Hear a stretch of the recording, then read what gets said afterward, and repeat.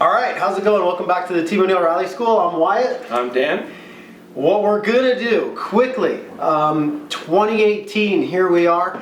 If you're thinking about going racing rally, things might be a little confusing out there. You've got how many sanctioning bodies? 5. Too many. Great news though, what that means is there's a ton of different rallies, there's easy ways to get started, there's races all over the country, but if you build a car, you're gonna fall into different classes with one sanctioning body or the other. So we just did a little bit of research and hopefully we can make this easy for you. If you wanna go racing a rally car, this is all you need to know. To start. This is a very small part of it, but we're gonna go through very quickly some of the car classes and where you would end up. So if you've got a Mini Cooper in the driveway, or a Fiesta, or a WRX, or a BMW, or a Evo, or whatever. There's a place for you, but there's little specific things you might want to know, and you're gonna fall into different places depending on where you go. So if you go racing, ARA, the American Rally Association, is pretty simple. Open four-wheel drive is all of the open class cars. Right. So you got your David Higgins Subaru Rally Team USA, your wild Subarus and Evos with sequential shifted transmissions, cranking the boost up to 32 PSI. Suspension mounting points can be relocated, that sort of thing. So very open. That's going to be pretty much the same as if you're in Canada, Canadian Association of RallySport, open four-wheel drive, right? Very similar class there. NASA four-wheel drive heavy. Very similar again. Rally America open class. Right, and so they're all going to have very small little rules that might change. You might not be able to run this much PSI or this size restrictor for twin turbo V8s. You know, if you try and do something really crazy, they might choke down on you. Right. A lot of them have a maximum displacement, usually done by some calculation based off push rods or rotaries or whatever. So you might have to look into that. You know, you can run like a 6-liter V8 in here, or here, or here, or here, but it can't be turbocharged. And you can also run a 2.5-liter turbocharged motor.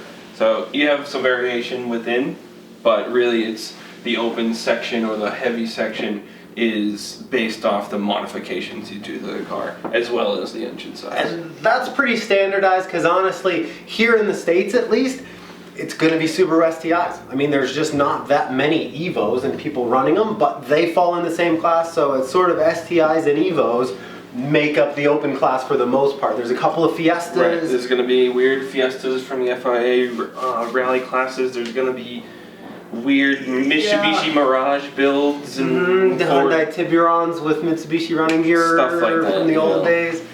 But that's the open class stuff, and those translate pretty well. But the thing is, as a new driver, if you're watching this video, you're probably not racing open class. And as you go down the line, they sort of change a little bit. ARA, what's limited four-wheel drive? Limited four-wheel drive is going to be pretty similar engine choices to the open four-wheel drive, just more production parts, right? You're not going to be able to run your sequential gearboxes and you can only have one motor per event. You can't be changing motors out of each service when you blow them up from running crazy stuff. So if you go see a rally, what you're going to see is limited four-wheel drive is going to be Subaru STIs and Evos. Stock Evos, stock STIs, just with better suspension and set up for rally. You know, it's that the same as production four-wheel drive in Canada? It's going to be very similar to production four-wheel drive in Canada. Four-wheel drive light in NASA? So that's where we're going to start deviating, right? NASA doesn't have a limited or production classing for four-wheel drive, turbo, or larger motors. They skip that. They keep it even simpler. It's going to be very similar for super production four-wheel drive, and limited four-wheel drive. NASA's not going to have something in that range of a stalker kind of car that's an STI. Right, something like that. Aha, okay. So the production class is a great class for people with WRXs, STIs, Evos, and things that want to go out and race them but don't want to spend the $30,000, $40,000 on sequential transmissions and diffs and all of the really wacky stuff and cut the strut towers out and put in, you know, insane stuff. Huge suspension and whatnot. Huge suspension. Huge. So it's a great class. ARA, again, we'll start with these guys. Normally aspirated four-wheel drive. So pretty much as it says, you know, the normally aspirated four-wheel drive is probably going to limit you to around 2.5, maybe 3 liters. I believe in ARA it's 3 liters here. It's a crazy chart. The class is basically for 2.5 RS Subarus, right? Pretty much. I mean, ARA has opened it up this year to allow, if you put a little more weight in the car, you could run a 6-cylinder Subaru. You could run some weird other all-wheel drive Nissan thing, or I don't know. It's basically for, you can get crazy with it if you read the rule book, but it's basically, if you want to go rallying and you don't want to go STI stuff, it's a 2.5 RS, normally aspirated. It's going to be the same as NASA 4-wheel drive light. And it's going to be and it's going to be the same as open light in Rally America. So lots of modifications allowed, but no turbocharged 2.5 liter engines. Right. If you can think of another, 2.5 liter or smaller all-wheel drive car that you want to go racing, or make one, or build something, because you don't have the production sort of rules that you have with some of the other stuff, open light's a good one. Non-turbo Evo, I don't know. You can make something. If the all-wheel drive thing isn't quite for you, if you want to go rear-wheel drive throttle steering all over the planet, or front-wheel drive tearing through the woods and doing your thing, again, it's a little complicated. ARA's got a nice simple version, open 4-wheel drive and open 2-wheel drive and limited 2-wheel drive. What do those mean? So again, it's going to be more about the modifications you have on an open 2-wheel drive. You could have a nice Fiesta with sequential gearbox and weird anti-lag on one of the 1-liter turbos and all these upgrades to the suspension and whatnot, and you'll be an open 2-wheel drive the same as any large BMW motor thing. V8 in a Rally pickup Ranger. truck or a Mustang. Or a Mustang, something like that, right? Open 2-wheel drive. And then in limited 2-wheel drive, more kind of the same as production. So you got this based more off the modifications of the 2-wheel drive vehicle to class it from here or here. My car, I have a 2.5 liter BMW. It could be in either based off my modification to the car. This differs. This is the same here in cars. It's more about the modifications. You're kind of limited by your displacement here, more so in cars. And then moving on to NASA is where it differs a little bit.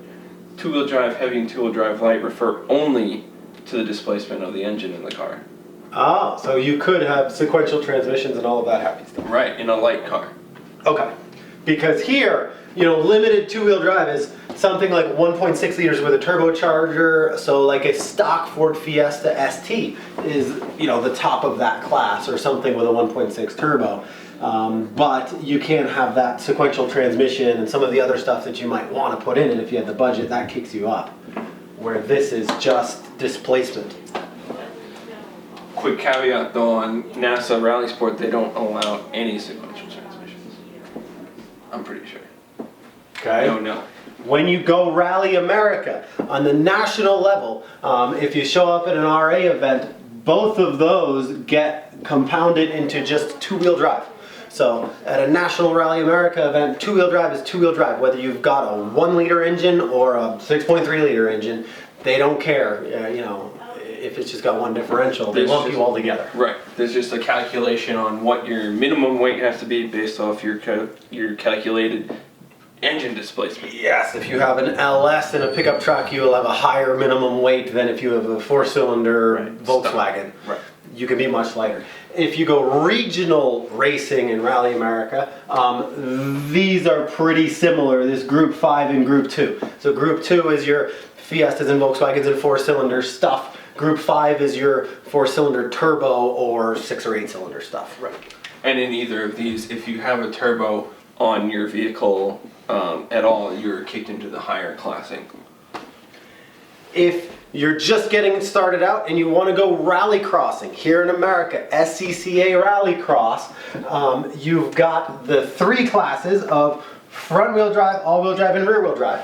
And for each of those, you have stock, prepared, and modified. Correct me if I'm wrong, he's been rallycrossing recently and I haven't, but so there would be, say you have a all-wheel drive car, you could be all-wheel drive stock, all-wheel drive prepared, or all-wheel drive modified. And the same with these other ones. So you essentially have 9 classes based off your driven wheels. Stock is going to be pretty dead stock. You can't have anything missing on the interior.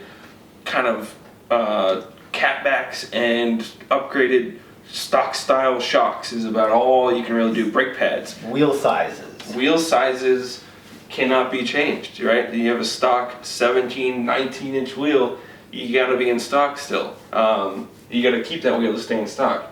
If you want to change those wheels, maybe put gravel tires on, do a little engine tuning, that kind of thing, we're gonna move into prepared. You know, you can start messing around with your dampers a little more, you can change your brake sizes to fit different wheels, that kind of stuff. And then modified is pretty much go crazy. I mean, it has to look like a car, but it can be whatever you want. How many people, just because I know you guys have been having a really good turnout at the rallycrosses, how many people run in stock versus prepared versus modified? How big are the groups? Each class is pretty similar in size. You see a little less prepared cars just because it's a little more of a quirky class. Stock or modified. It's easy to lose like a rear seat and become modified. You know, as soon as you take anything out, you go modified. So it's a pretty kooky class to be in prepared. A lot of people go for stock. It's nice, cheap, simple. You run snow tires. You don't have to do anything else, and then you got a stock car.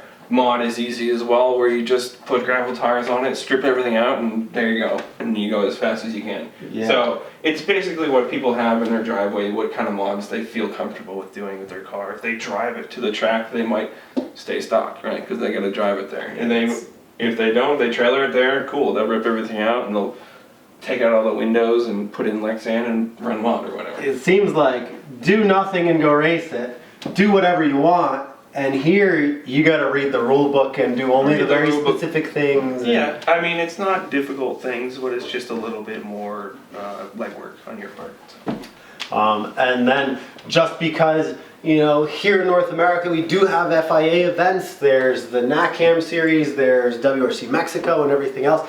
How does the World Championship car system work? Basically, World Rally Championship WRC cars, which everybody knows from, you know, watching them on the internet and on the telly and everything else. As you go down from there, R5 is basically just a budget WRC class, where it's smoke show, full open class American spec cars. Right. But not as exotic and, you know, 6 figures, not 7 figures. Correct. Yeah. Basically. WRC cars are the pinnacle of technology out there on the rally tracks. The R5s and all down here are kits pretty much that you can buy from Ford or Citroen or Hyundai even now to get these different classes. So yeah, WRC car probably not going to happen, but it does definitely come out. R5, we have one here at the school. The R5, it's a great kit for going open without doing too much extra work or trying to figure stuff out. It's already made for you. R4s, or otherwise known as the old Group N cars. Yeah. You know, the Evos and Subarus pretty much only. Very similar to R5. It's sort of their super production or more of a production four-wheel drive-y class for the Subarus, Evos, that sort of thing, to be able to compete. R3, 2 and 1. Two-wheel drive. Basically varying levels of two-wheel drive. R1 is very production-based, very small engines, 8 pattern shifters, that kind of thing. R2 is stepping up from there.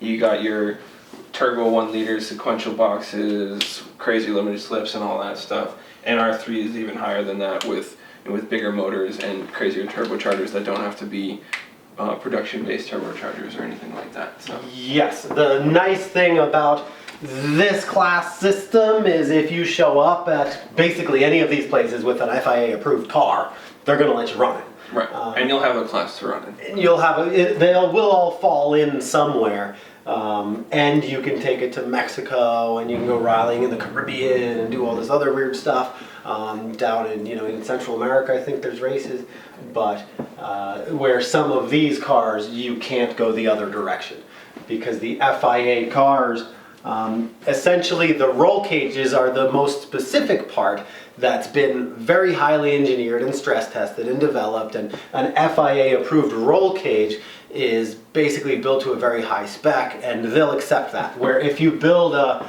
Rally America car and try and take it to an FIA event, they're going to say, no, it's the wrong material and the wrong bars. The cars must be homologated, and so as such, there's only certain body chassis that can even run in the World Rally Championship races. So yeah.